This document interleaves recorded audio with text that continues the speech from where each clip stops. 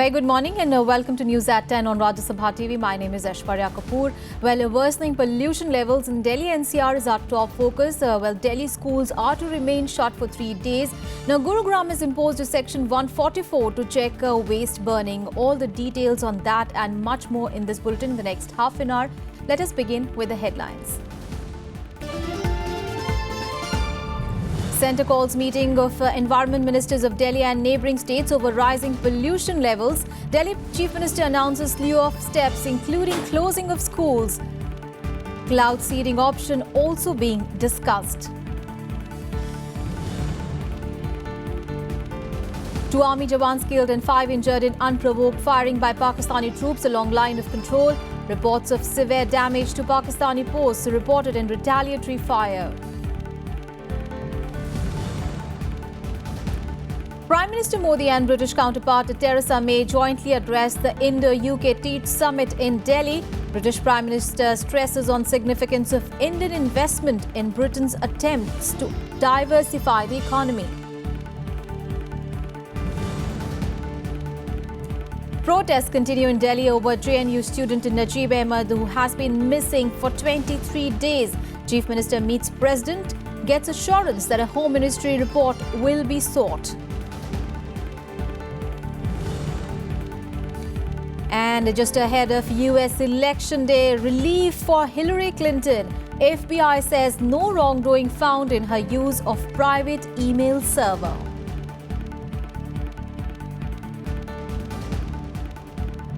Well, rising pollution levels in Delhi NCR is our top focus. Now, the centre has called a meeting of Environment Ministers of Delhi and its neighbouring states in the wake of high levels of pollution in the national capital region.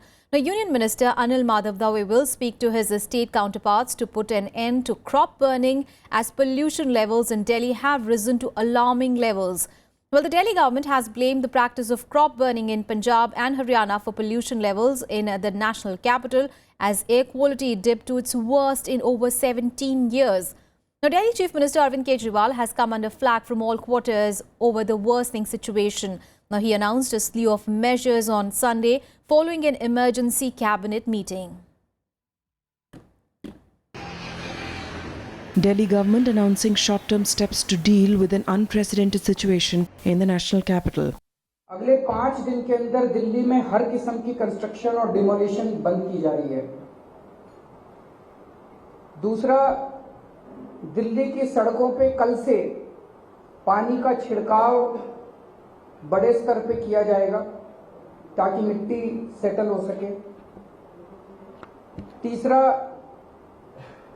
DG sets Delhi में जो हैं उनको 10 दिन के लिए बंद किया जा रहा है, लेकिन कुछ डीजी सेट्स एसेंशियल यूटिलिटीज के लिए इस्तेमाल होते हैं, कुछ अस्पतालों में, मोबाइल टावर्स पे, वो इससे बाहर होंगे। Schools have been ordered to shut till Wednesday. Power plants have been asked to temporarily shut down. The Chief Minister has also said that he is discussing with the centre the possibility of cloud seeding to bring in artificial rain in the city. Delhi has been blaming Punjab and Haryana over stubble burning that has turned the capital into a gas chamber. भय का वातावरण पैदा न हो, विश्वास का वातावरण पैदा होना चाहिए। सब ने मिलकर के सामान्य समाज को ये विश्वास दिलाना चाहिए कि समस्या कठिन है, समस्या बड़ी है, लेकिन हम सब मिलकर के उस दिशा में आगे बढ़ रहे हैं और हम उसको ठीक करेंगे। The centre also citing ISRO images to show that the role of neighbouring states to Delhi's pollution is only 20% and blaming them will not work. The AAP government is also exploring the possibility of bringing back the odd-even formula for vehicles. All these slew of measures which Kejriwal has announced, these are nothing but knee-jerk short-term gains just to ward off the present situation, present criticism. His mind, his everything, soul, everything is out of Delhi. Kejriwal is just for namesake Chief Minister of Delhi. Otherwise, he is just furthering his own political ambitions and working on that. The Met Department has forecast little improvement in the weather condition for the next 3 days. Cases of respiratory problems have risen in the city with people rushing to medical stores to buy air masks. Mask पहन के लोग अपना pollution को रुकवा रहे हैं और देखिए मास्क 2000 रुपए का, लोगों को अपना हेल्थ की इशू नहीं होगी इससे। और ये जो यूपी और पंजाब में धान वो जो वेस्ट है वो जलाया गया है, उससे बहुत बड़ा फर्क पड़ा है। और दिवाली तो थी साथ में। जिन लोगों को लंग्स की प्रॉब्लम ऑलरेडी है, चाहे वो एस्मा है, ब्रोंकाइटिस है, कुछ भी है, तो वो अपना ट्रीटमेंट पूरा लें। अर्ली मॉर्निंग, लेट इवनिंग घर से बाहर ना निकलें तो बेटर है। अगर कोई प्रॉब्लम होती है तो अपने डॉक्टर के पास जाके जल्दी इलाज लें। इस साल बहुत लोग ऐसे आए हैं जिनको कभी एस्मा नहीं रहा था और उनको सीवियर एस्मा अटैक पहली बार ही हो रहे हैं। Residents also organized protest marches to fight for their right to breathe. Lieutenant Governor Najib Jung has called for a high-level meeting today over the matter. Delhi has witnessed the worst air quality in 17 years this season. Bureau Report, Rajya Sabha TV. Now, even as Delhi is fighting worsening pollution, representatives from almost 200 nations are assembling in Marrakesh in Morocco today for talks on implementing the 2015 Paris Agreement on climate change.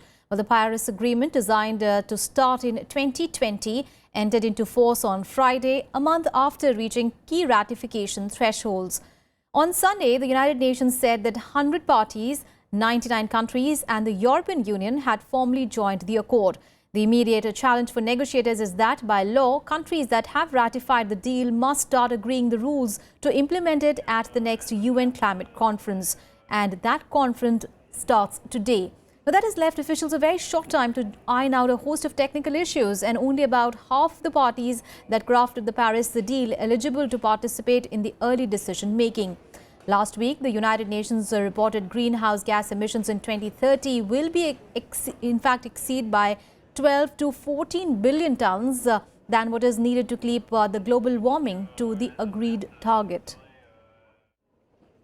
اتفاقية باريس كانت اتفاقية تاريخية تم المصادقة عليها في أقل من سنة، وهذا نادر جدا في مسار المفاوضات والاتفاقات الدولية، والمغرب يطمح الآن إلى تفعيل هذه الاتفاقية وخصوصا.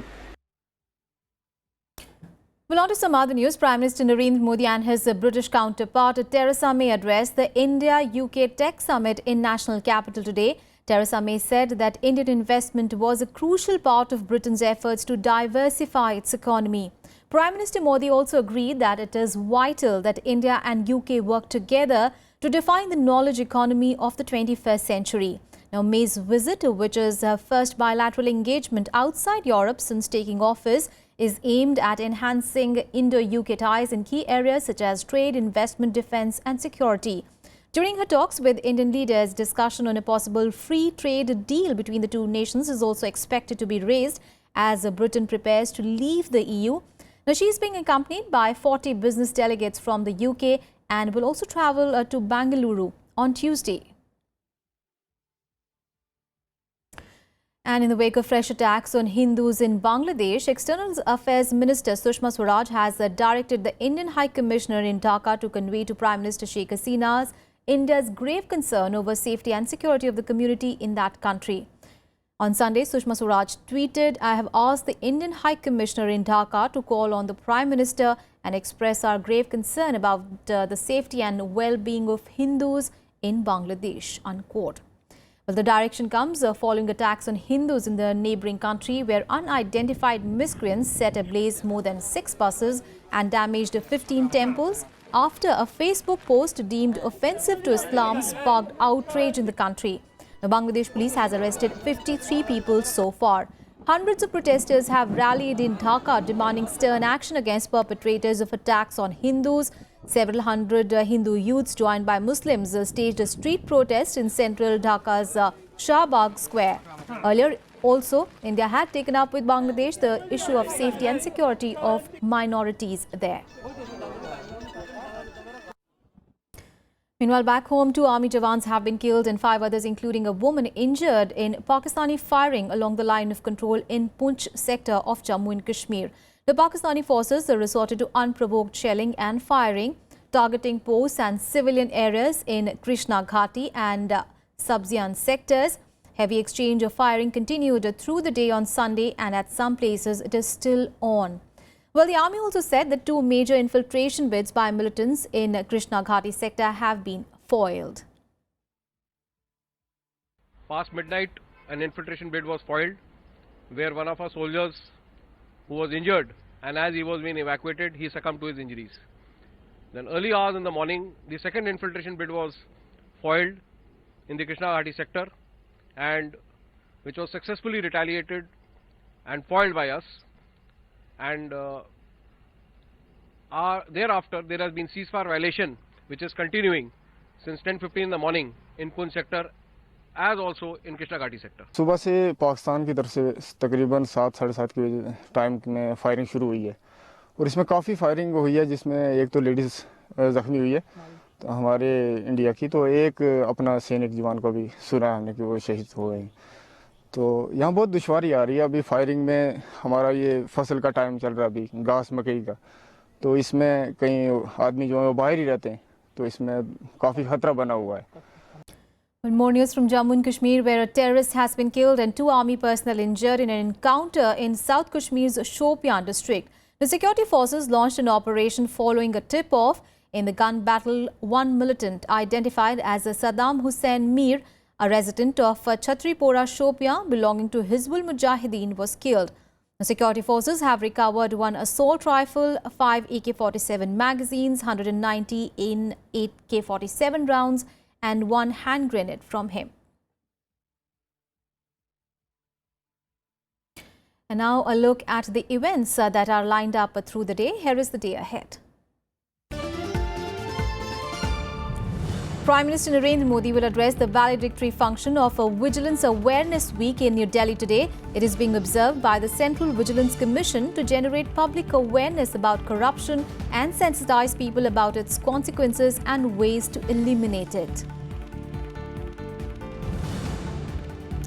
Health and Family Welfare Minister J.P. Nadda will inaugurate the 7th session of the Conference of Parties to World Health Organization Framework Convention on Tobacco Control in Greater Noida today.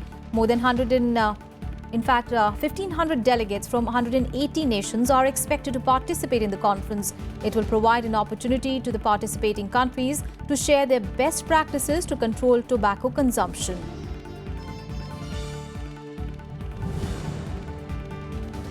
A meeting of the Congress Working Committee will be held today in the national capital to discuss organizational elections amid suggestions that Party Vice President Rahul Gandhi should be elevated as the party chief. The meeting has been called a week before the start of the winter session of Parliament, and the party's strategy for that is also expected to be chalked out. The CWC meeting is also expected to discuss the party's preparations for the upcoming assembly polls in Uttar Pradesh, Punjab, Goa, Uttarakhand and Manipur.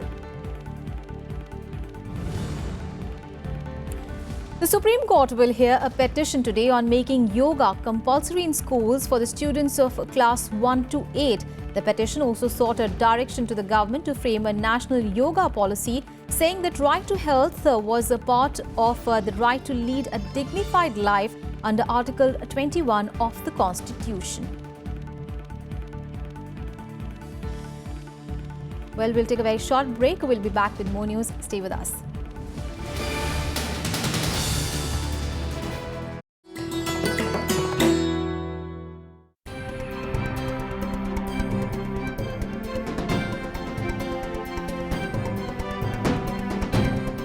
Life after death was a cardinal belief in the Harappan civilization.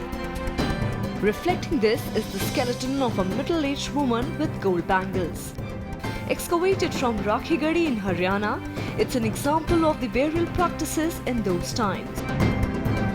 Much like the Egyptian mummies, vessels, eatables, ornaments were kept near the dead body, in the hope that they would be of use to the person in the next world.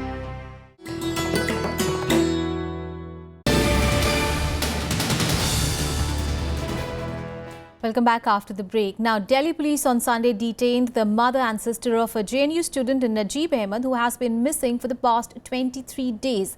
Now, Ahmed's mother, Fatima Nafis, was virtually dragged into a bus by the police along with other students during a protest march to India Gate. Now, both Fatima and her daughter had joined the protest, demanding intensified efforts from police in tracing Najib, when they were later released. Earlier in the day, Chief Minister Arvind Kejriwal met President Pranab Mukherjee, who assured him of seeking a report from the MHA and the JNU administration on the issue. On Saturday, Lieutenant Governor Najib Jung had asked the Delhi police to step up efforts to trace Najib. Now, the 27-year-old students of School of Biotechnology went missing on 15th of October following an on-campus scuffle, allegedly with the members of ABVP. the night before. वहाँ police ने जो सलूक किया हमारे साथ, हमारे बच्चों के साथ, जेएनयू के बच्चे थे, हमारे अपने बच्चे थे, वो बहुत बुरा किया। बुरी तरह उनको ऐसे घसीट रहे थे लड़कों को पुलिस वाले, जैसे कि वो कोई मुजरिम है। मुजरिमों को तो खुला छोड़ दिया है, उनके पास आने की हिम्मत तो है नहीं उनके अंदर कि आके उनसे पूछे भी तुमने ऐसा क्यों किया था। एक लड़के को इतने सारे लोगों ने 4 बार हमला किया और उसको गायब कर दिया। ये पूछने की ताकत किसी के अंदर नहीं है। नजीब की माँ फातिमा नफीस महोदया, उनको जहां पहले ले जाया गया था, वहां से फिर दिल्ली पुलिस की महिला पुलिस अधिकारी के साथ उन्हें उनके घर दिल्ली पुलिस ने उनके घर पहुंचाया, घर छोड़कर आए। जाहिर है कि दिल्ली पुलिस दबाव के कारण, राजनीतिक दबाव के कारण कोई एक्शन इस पे नहीं ले रही है। जो लोग उसमें मारपीट में शामिल थे, अभी 22 दिन के बाद कल शायद उनसे पहली बार पूछताछ की गई और वो भी एक औपचारिक पूछताछ है। तो राष्ट्रपति जी को हमने उसी के बारे में कहा, उन्होंने आश्वासन दिया है कि वो जेएनयू एडमिनिस्ट्रेशन से भी और दिल्ली पुलिस से भी इसके बारे में रिपोर्ट लेंगे और वो जो कुछ भी कर सकते हैं इसमें करेंगे। कि हम सबका कर्तव्य बनता है कि ऐसे मौके पर जबकि नजीब गायब है और सरकार कोई कदम नहीं उठा रही है उन्हें ढूंढने के लिए और एक माँ के आंसू को पहुंचने के लिए, तो तब हम सबका फर्ज बनता है कि हम आपके बीच में आए और आपको बताएं कि हम भी आपके साथ हैं। On to some other news. Well, with the opposition and the media targeting the centre over action taken against NDTV India, now Information and Broadcasting Minister Venkaiah Naidu has said that the NDA government is committed to the freedom of press, but media should keep national and citizens' interests first. Now, the INB minister also said that the well-being of the country and society should be kept in mind before broadcasting or publishing any news, and stressed that news and views should not be mixed. Now, speaking at the orientation program for Urdu journalists, Naidu said that credibility is very important in journalism and also stated that news must go with confirmation. Now, stating that there are some regulations, he said that media should not preach anything anti-national or propagate against the interests of the country. He also asked electronic media and cinema to avoid vulgarity, obscenity and violence. So journalists also, they must upgrade their skills and try to become an ideal journalist. Information along with confirmation is the best ammunition. If you spread the information, people will be empowered. They will go to character. Well, more news from across the nation. Here is the nationwide. India has improved its ranking by 1 spot in a global index of business optimism, with the policy reforms and goods and tax expected to become a reality. Now, the latest Grant Thornton International Business Report mentioned that India was ranked second on the Optimism Index during the third quarter, that is July to September 2016. Indonesia took the top spot, with the Philippines coming in third. Home Minister Rajnath Singh has stressed on the importance of cow protection by bringing up the relevance of cows during Mughal rule. He said that there was a need to take states into confidence on banning cow slaughter, though many states have already banned it after increased awareness over the issue. The Indian Met Department on Sunday issued a cyclone alert in Tripura as the neighbouring Bangladesh is likely to be hit in the next 2 days. Normal life has already been disrupted for the last 3 days as cities facing heavy rainfall and continuous drizzling. The Met Department has also issued a warning of heavy rainfall in isolated places over Manipur and Mizoram. Congress's poll strategist Prashant Kishore on Sunday met Samajwadi Party Supremo Mulayam Singh Yadav again, triggering speculation of Mahagathbandhan ahead of the upcoming Uttar Pradesh Assembly polls. Well, the meeting came a day after top leaders of socialist-leaning parties attended SP's Silver Jubilee meet, a move seen as an attempt by Mulayam Singh to forge an alliance ahead of the polls, hardly a few months away.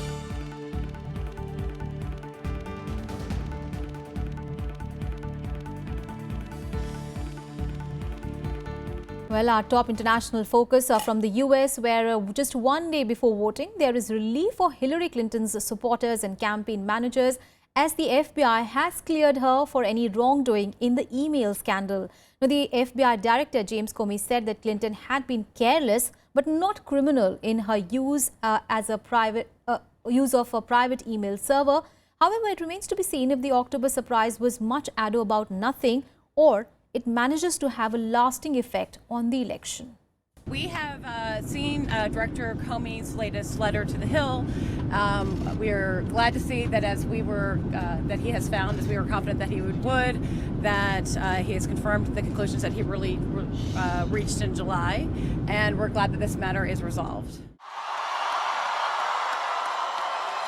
Big relief in the Democrats' camp just 2 days ahead of the presidential poll, with the FBI again clearing Hillary Clinton on newly found emails. Director James Comey on Sunday sent a letter to lawmakers that says that after a fast-paced review of the latest emails, the agency has not changed its opinion that Hillary Clinton should not face criminal charges. The FBI had found the new emails as part of its separate investigation into a sexting incident by Anthony Weiner, the estranged husband of top Clinton aide Huma Abedin. The revelation has given a boost to Hillary's campaign. The bottom line is, his vision of America is so dark and divisive. It's not the America that I see as I travel around our country. I want us to have a vision that is hopeful, optimistic, and unified about what we can do together to make sure America's best years are ahead of us. Comey had dropped a bombshell last month when he revealed that FBI had discovered emails in a separate investigation that could be connected to the probe of Hillary Clinton's emails. The move had infuriated Democrats and emboldened Republican nominee Donald Trump. With the latest letter, the Trump campaign slammed Comey. Though Trump himself did not directly address the FBI's latest announcement at a rally in Minneapolis, he continued to argue that Clinton will be under investigation for a long time. If she were to win, it would create an unprecedented constitutional crisis. In that situation, we could very well have a sitting president under felony indictment and ultimately a criminal trial. It is unclear what impact will Comey's actions, first raising a vaguely worded red flag 11 days ago and then lowering it 2 days from the election, will have on the presidential contest. While the news could help Clinton put to rest a controversy that has dogged her in the 2016 race's closing days, it could also provide new fuel for Trump's claims of a rigged system. Bureau Report, Rajya Sabha TV. News from the Middle East. Well, even as the US-backed Iraqi forces continue their campaign to push Islamic State militants out of their Iraqi stronghold of Mosul, in Syria too, such an operation has begun to drive out the jihadists. The US-backed Kurdish and Arab forces say that it has begun an operation to recapture Raqqa, so-called Islamic State's capital in Syria. The Syrian Democratic Forces will be aided by US-led coalition airstrikes. The offensive was announced at a press conference in An Assa, which is about 50 kilometers away from Raqqa. Now, civilians have been warned to steer clear of areas where IS militants are present. US says the Raqqa campaign will proceed in deliberate phases. Remember, Raqqa was named as the de facto capital of the caliphate proclaimed by Islamic State in 2014.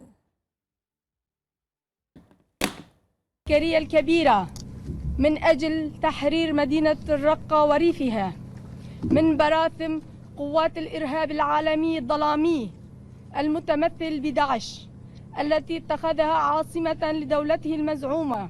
It is our principal priority throughout this campaign that the vanguard of the force that takes major territory from Daesh should be locally based forces. And so we have trained many of these fighters, and that force will continue to grow as we get to the subsequent phases of the campaign.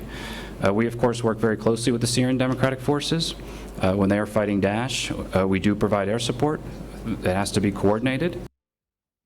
Let's get you some more international news. Here is the World Wrap.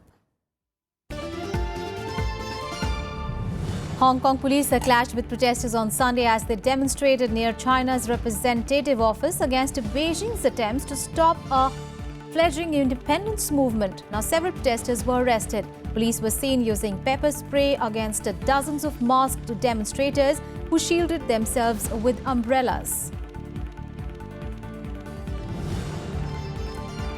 Over 800 migrants arrived into Italy's Catania port on Sunday after they were rescued from overcrowded boats 15 miles north of the Libyan coast. Now, emergency workers set up a temporary reception center at the port to process the arrivals. The MSF said that there were around 70 unaccompanied minors. Iraqi Prime Minister Haider al-Abadi visited the recently liberated town of Bartella, east of Mosul, and met with Iraqi military personnel involved in fighting Islamic State militants. Now, Haider al-Abadi praised the Iraqi special forces for their efforts to recapture towns from Islamic State control and said that the military would start clearing the remaining ISLs in north and western Iraq after or during the end of the Mosul offensive.